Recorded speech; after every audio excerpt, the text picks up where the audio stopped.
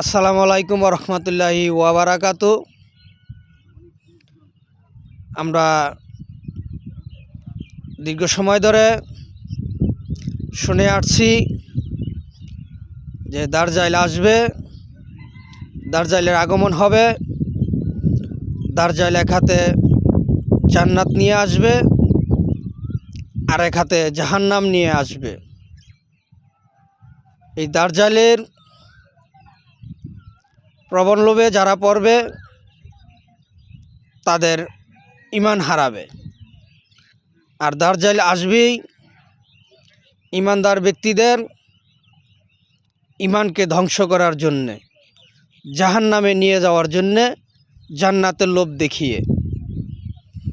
আজকে আমরা বর্তমান এই সময়গুলো পাস করছি, এই সময়তে আজকে আমরা সেই দার্জাইলের আগমনের নমুনা আমরা দেখতে পাচ্ছি।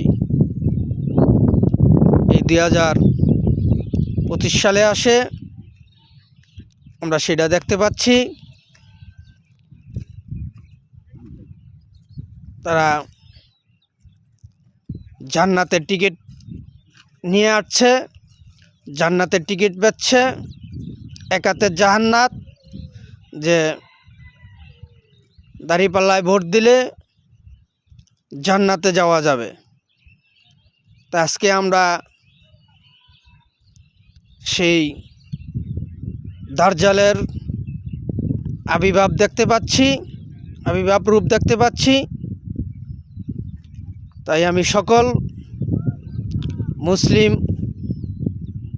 ভাই বোনদের প্রতি আহ্বান করছি, অনুরোধ করছি, আপনারা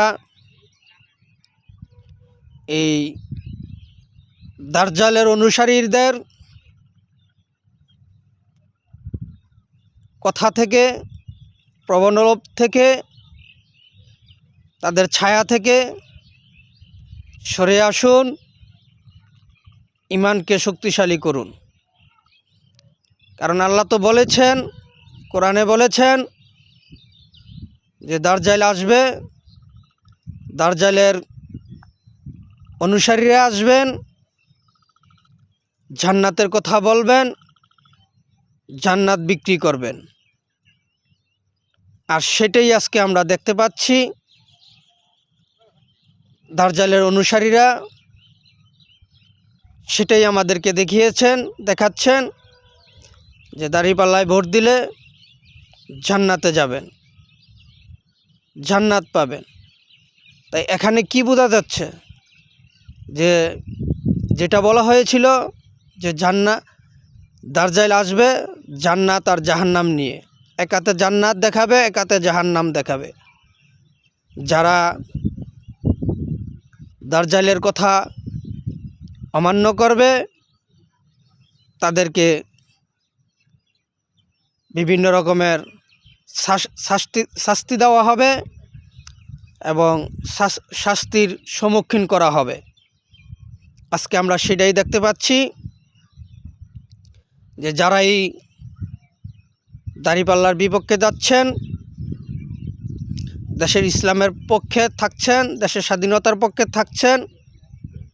যাচ্ছেন, তাদের কি আজকে জেল, জুলুম, অত্যাচার, নিপীড়ন তাদের রূপে চালানো হচ্ছে। আজকে আমরা সেটা দেখতে পাচ্ছি। তাই এই দুনিয়া আমাদের জন্য চিরস্থায়ী না।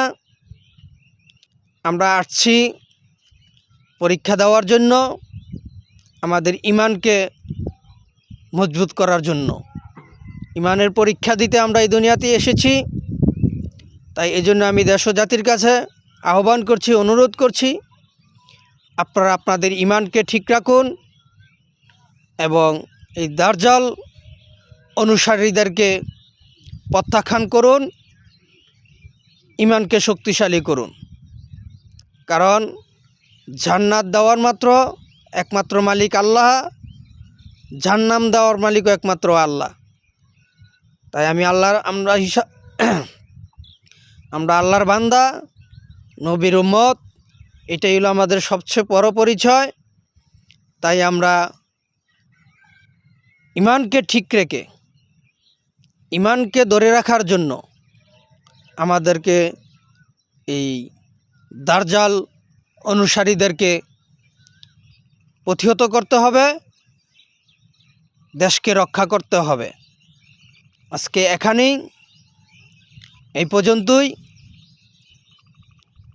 আমি আবারও অনুরোধ করছি, দয়া করে কেউ এই জান্নাতের লোভে ইমানকে দুর্বল করবেন না, ইমানকে নষ্ট করবেন না, ইমান বিক্রি করবেন না। দয়া করে ইমানকে ঠিক রাখুন। আগামী প্রজন্মকে ইসলামের পথে, আল্লাহ রাসূলের সঠিক পথে চলার দিক নির্দেশনা দিয়ে রাখুন এবং এই দাজ্জাল অনুসারীদেরকে প্রতিহত করুন, দেশকে রক্ষা করুন, ইমানকে শক্তিশালী করুন। আজকে এখানে এই পর্যন্তই। আমার কথায় যদি কোনো ভুল ত্রুটি হয়ে থাকে, দয়া করে আমাকে ক্ষমার দৃষ্টিতে দেখবেন এবং আমার ভুলগুলো সংশোধন করার সুযোগ দিবেন। এই বলি শেষ করলাম। জয় বাংলা, জয় বঙ্গবন্ধু, জয় হোক সর্বস্তরের সচেতন জনগণের। আবারও জিতবে এবার মুক্তিযুদ্ধের সপক্ষের নৌকা, ইনশাআল্লাহ। আসসালামু আলাইকুম ওয়া রাহমাতুল্লাহি ওয়া বারাকাতুহু।